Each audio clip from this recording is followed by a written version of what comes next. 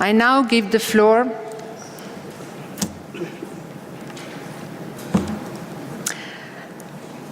to Her Excellency Doreen de Brum, Permanent Representative of the Republic of Marshall Islands to the United Nations Office and other international organizations in Geneva.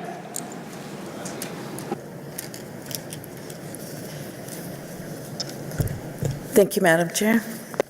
Excellencies, ladies and gentlemen, Yagwe, it is an honor to share with you the Marshall Islands' perspective and experience on disaster risk reduction. As an atoll state, the Marshall Islands are uniquely vulnerable to climate change and disasters. Climate change-related risks are not only threatening the livelihood of our people, but also jeopardizing the very existence of our country. For years, the Marshall Islands have been a leading voice for increased mitigation and are the convener of the High Ambition Coalition, which secured the 1.5 degrees target in the Paris Agreement. If the international community does not reduce greenhouse gas emissions in line with the latest IPCC report, no adaptation or DRR action will be sufficient to ensure a safe and prosperous life for my people. Conscious of the need for coherence between mitigation and adaptation, in August 2018, we adopted our 2050 climate strategy, which outlines the main actions in terms of mitigation and lays the foundation of our National Adaptation Plan. We also call that the NAP.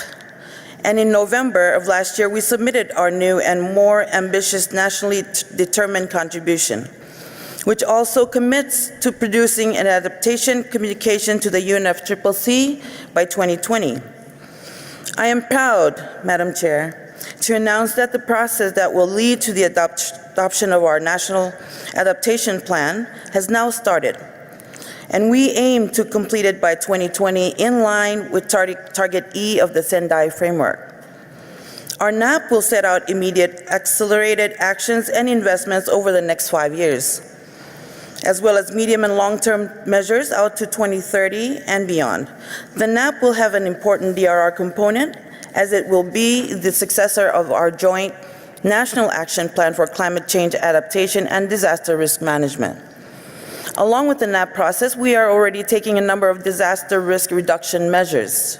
Special attention will be given to local communities, now involved in a participatory hazard risk mapping, as well as our islands, outer islands, which our National Disaster Management Office will soon start supporting in preparing their atoll-based plans for disaster risk management.